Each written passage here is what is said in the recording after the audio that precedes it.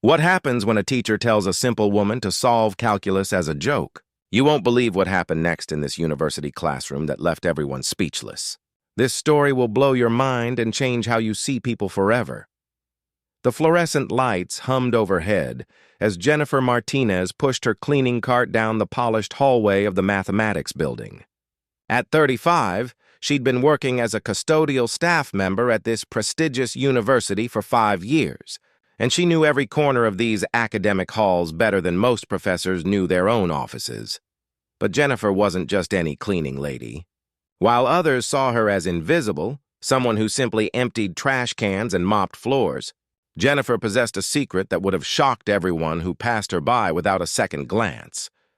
Every evening, as she cleaned the classrooms, Jennifer would pause at the blackboards covered in complex mathematical problems. Her eyes would trace the intricate calculus concepts, her mind automatically working through solutions that had stumped graduate students just hours before. She'd learned to read these mathematical languages through discarded textbooks she'd found in the library's donation pile, studying them during her lunch breaks in the basement storage room. Tonight was different, though. As Jennifer approached Dr. Richard Mitchell's advanced calculus classroom, she could hear raised voices through the partially open door. Dr. Mitchell, a man in his 50s with graying hair and wire-rimmed glasses, was known throughout the university for his brilliant mind and his equally brilliant arrogance. "This is absolutely unacceptable," Dr. Mitchell's voice carried through the hallway. "You're graduate students, for crying out loud. This problem should be child's play for someone at your level." Jennifer hesitated outside the door, her hand gripping the handle of her mop. She could see the professor's frustrated gestures through the glass window, his blue shirt and gray cardigan making him look every bit the stereotypical academic. The chalkboard behind him was covered in what she immediately recognized as particularly challenging advanced mathematics. The 20 or so students in the classroom sat in uncomfortable silence, their faces showing mixtures of embarrassment and confusion. Jennifer's heart went out to them. She could see exactly where they'd gone wrong in their approach. It was a common mistake, really. Dr. Mitchell turned back to the board, his voice dripping with condescension. "Perhaps we need to go back to basic arithmetic. Maybe counting on our fingers would be more appropriate for this class." Jennifer knew she should continue with her work, push her cart past the classroom, and pretend she hadn't heard anything. That's what she'd always done before. That's what someone in her position was supposed to do. Remain invisible, unnoticed, unimportant. But something about the defeated expressions on those students' faces made her pause. She thought about all those nights she'd spent in the storage room, working through problems that fascinated her, dreaming of what it might be like to sit in one of these classrooms as a student. Jennifer had grown up in a working-class family where higher education was a luxury they couldn't afford. When her father had fallen ill during her senior year of high school, she'd taken a job instead of pursuing the scholarship she'd earned. Mathematics had always been her escape, her passion, but it remained a secret world she explored alone. As Dr. Mitchell continued his tirade, Jennifer made a decision that would change everything. For the first time in 5 years, she was about to step out of the shadows and into the light. Dr. Mitchell's voice grew more agitated with each passing minute. "I've been teaching calculus for over 20 years, and I've never encountered such a lack of mathematical intuition." He slammed his chalk onto the ledge, sending a small cloud of white dust into the air. Jennifer quietly opened the door and slipped inside, positioning herself near the back wall where she always started cleaning. She began her routine, emptying waste baskets and wiping down surfaces, but her eyes kept drifting to the complex problem on the board. The advanced calculus challenge required multiple sophisticated techniques, something that demanded both theoretical understanding and practical application skills. Jennifer could see exactly where the students had gone wrong. They'd correctly identified the initial approach but stumbled when dealing with the more intricate components. "You know what?" Dr. Mitchell suddenly wheeled around, his eyes scanning the room before landing on Jennifer. "Maybe we need a fresh perspective here." His tone carried a mocking edge that made several students shift uncomfortably in their seats. Jennifer's hands froze on her cleaning cloth. She looked up to find the professor staring directly at her, his expression a mixture of frustration and cruel amusement. "You there," he said, pointing at Jennifer. "You've been watching us struggle with this problem. Since you seem so interested in our mathematical discussions, why don't you come up here and give it a try?" The classroom fell dead silent. 20 pairs of eyes turned to look at Jennifer, their expressions ranging from curiosity to pity. Some students exchanged glances, clearly uncomfortable with their professor's inappropriate behavior. I should probably just continue with my work, sir," Jennifer said quietly, her voice barely above a whisper. "Nonsense!" Dr. Mitchell's voice boomed across the room. "We're all about inclusive education here, aren't we? Equal opportunity learning." His words dripped with sarcasm. "Come on, don't be shy. Show us what you've got." Jennifer's face burned with embarrassment. She could feel the weight of every stare, the awkwardness radiating from students who recognized their professor's cruelty. Part of her wanted to flee, to grab her cart and disappear back into the safety of her invisible world. But another part of her, the part that had spent countless hours studying, dreaming, and solving problems in secret, sparked with something she hadn't felt in years: defiance. "What exactly would you like me to do?" Jennifer asked, her voice growing slightly stronger. Dr. Mitchell gestured grandly toward the blackboard. "Solve that problem. Show these graduate students how it's done." He crossed his arms, wearing a smug smile. "After all, you've been observing our methods for— How long have you worked here?" 5 years, Jennifer replied, setting down her cleaning supplies. 5 years, Dr. Mitchell repeated mockingly. "Surely that's enough time to pick up some mathematical knowledge through osmosis, right?" The cruelty in his voice was unmistakable now. He wasn't offering her an opportunity.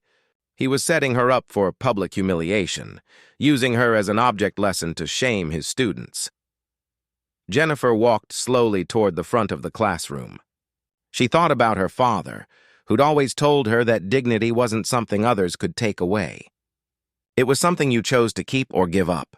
As she reached for the piece of chalk, Jennifer made a decision that would change everything. She was done being invisible. Jennifer's fingers trembled slightly as she grasped the chalk. The classroom was so quiet she could hear the hum of the air conditioning and distant traffic outside. 20 graduate students watched with a mixture of anticipation and secondhand embarrassment, while Dr. Mitchell stood with his arms crossed, wearing the satisfied expression of someone about to witness a predictable spectacle. Jennifer studied the complex problem on the board. It involved advanced calculus concepts that required multiple sophisticated techniques, something that had clearly stumped these graduate students. She took a deep breath and began to work.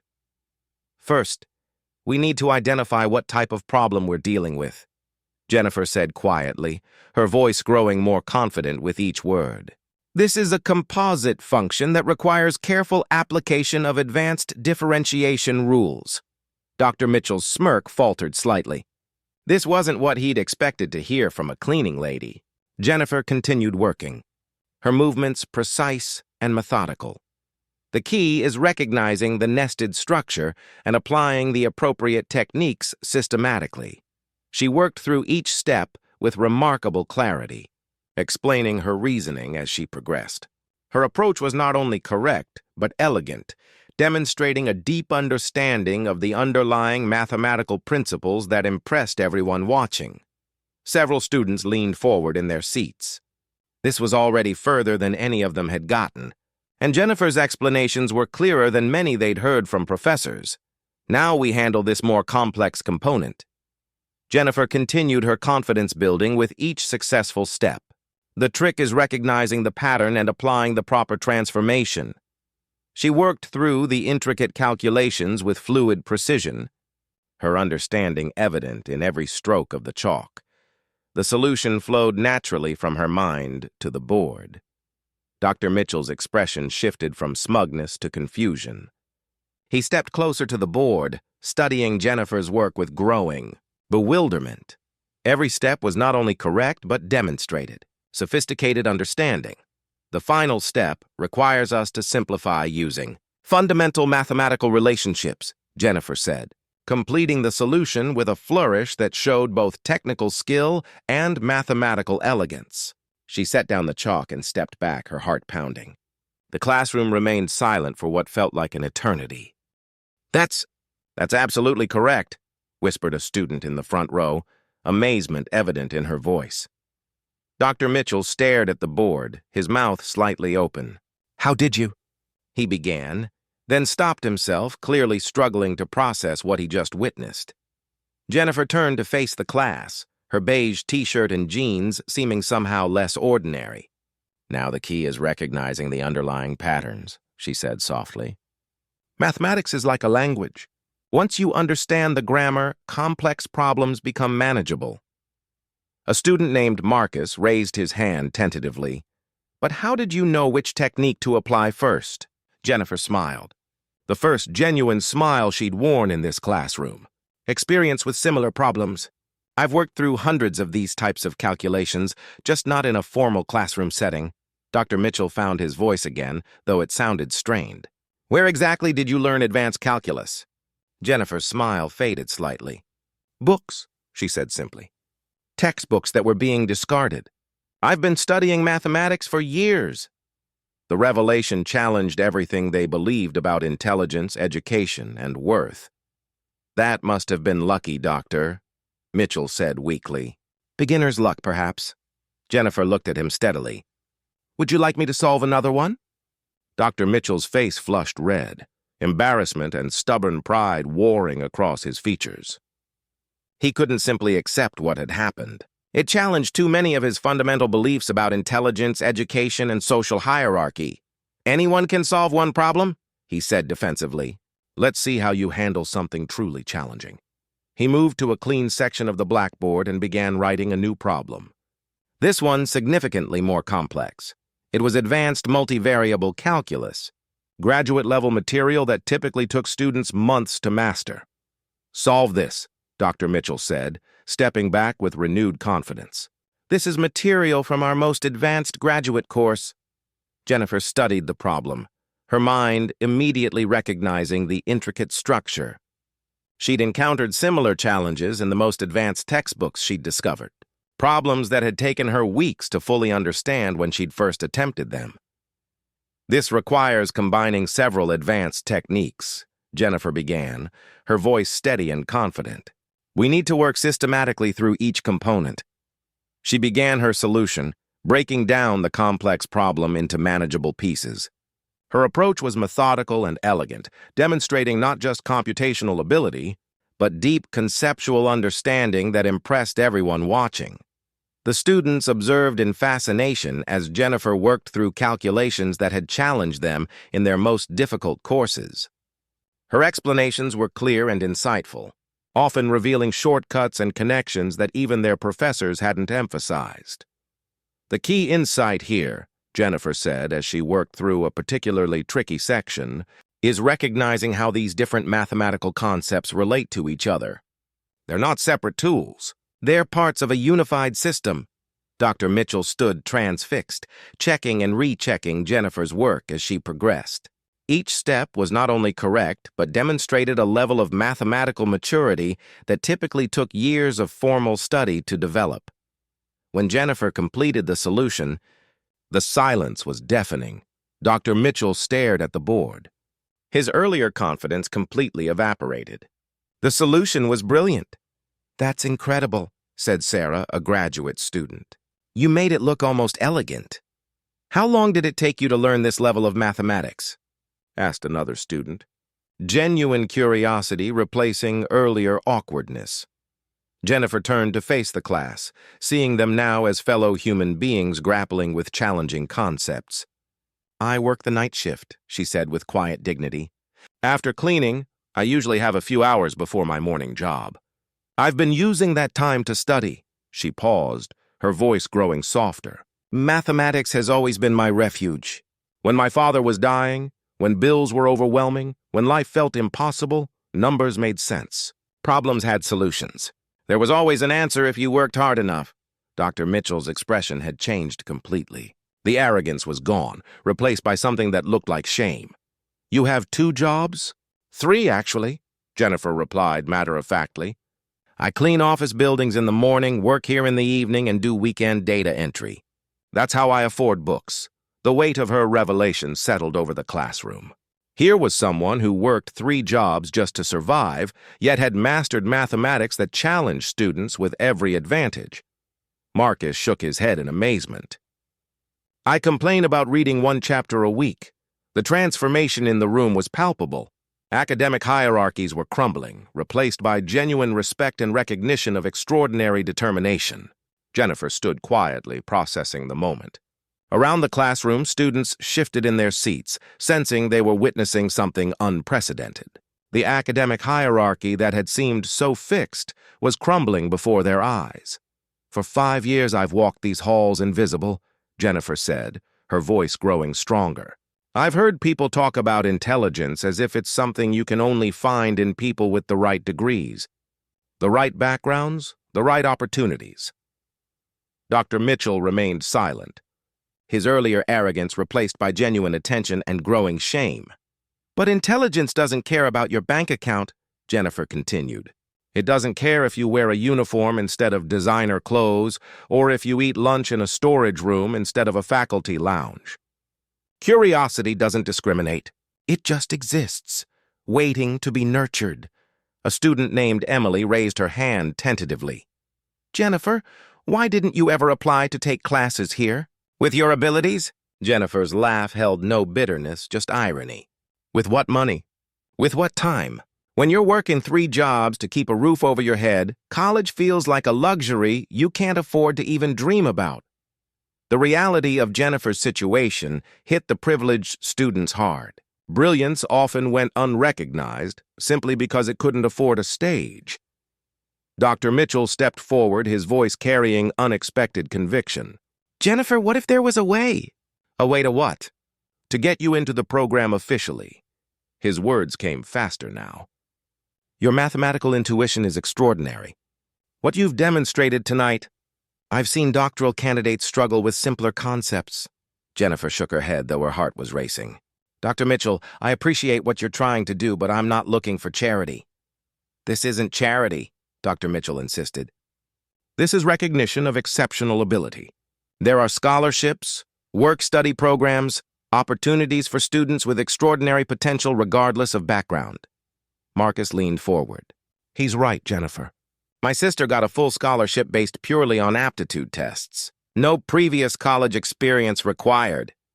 For the first time that evening, Jennifer looked uncertain. The dream she'd buried under years of practical necessities was threatening to resurface, and it terrified her. You don't understand, she said quietly. I didn't grow up in a family where college was expected. I don't know how to navigate academic politics or write proper research papers.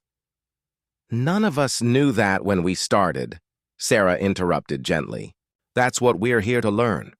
The hard part, the real mathematical thinking, you've already mastered.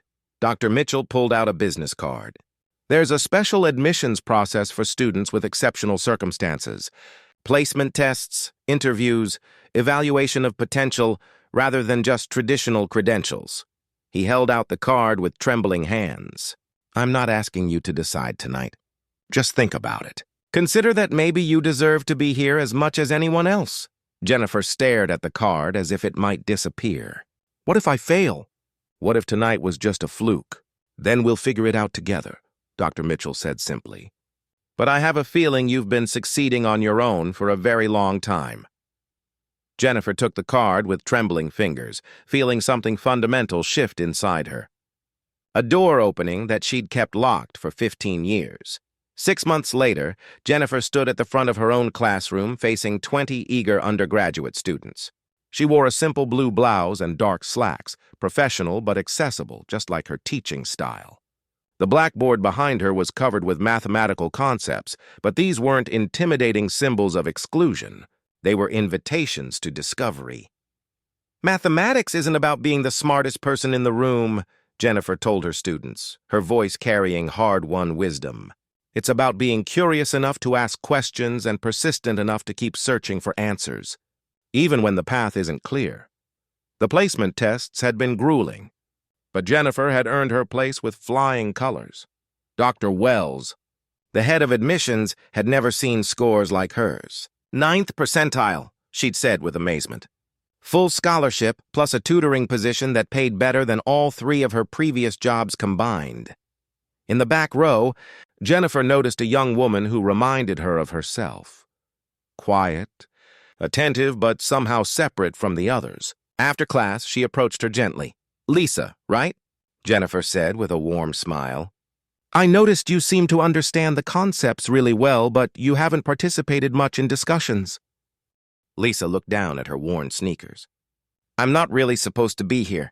I'm just auditing. I work in the cafeteria, but She trailed off, embarrassed. Jennifer's heart recognized the familiar struggle immediately. "But you love mathematics." Lisa nodded, her eyes lighting up. "Numbers make sense to me in ways that other things don't. They're reliable, fair. Would you like to stay after class sometime? We could work through some additional problems together." The gratitude in Lisa's eyes was overwhelming. "You do that even though I'm not really a student?" "Everyone who wants to learn is really a student," Jennifer replied, remembering Dr. Mitchell's transformed words. Curiosity doesn't require enrollment. Later that evening, Jennifer sat in her small but comfortable apartment, grading papers and preparing for tomorrow's lectures. Her life had changed dramatically, but the most profound transformation was internal, how she saw herself and her place in the world. She'd learned that worthiness wasn't something you earned through achievements or credentials. It was something you recognized within yourself and had the courage to let others see. Dr. Mitchell had become not just a colleague, but a genuine friend, often seeking her perspective on teaching challenges. The students from that transformative night now came to her office hours regularly, not just for mathematics help, but for life advice from someone who understood struggle and perseverance. The university had started a program for non-traditional students, inspired partly by Jennifer's story. Several staff members had already begun taking classes, discovering abilities they never knew they possessed. As Jennifer prepared for bed, she looked at her framed degree, Bachelor's in Mathematics earned with highest honors. Beside it hung a photo from that life-changing night, captured by a student who'd wanted to document the moment when everything changed. In the photo, Jennifer stood at the blackboard, surrounded by people looking at her with genuine respect and recognition of her brilliance. She'd finally learned to see herself through their eyes, worthy, capable, and brilliant. Jennifer's story reminds us that genius isn't confined to prestigious halls or expensive degrees. It exists in unexpected places, waiting for someone brave enough to step into the light. Have you ever judged someone based on their appearance or job? Share your thoughts in the comments below. If this story inspired you, please subscribe for more incredible tales of human potential and transformation. Hit that notification bell so you never miss stories that challenge how we see the world and each other. Where are you watching from today? Drop your location in the comments. We love connecting with viewers from around the globe who believe in the power of human potential.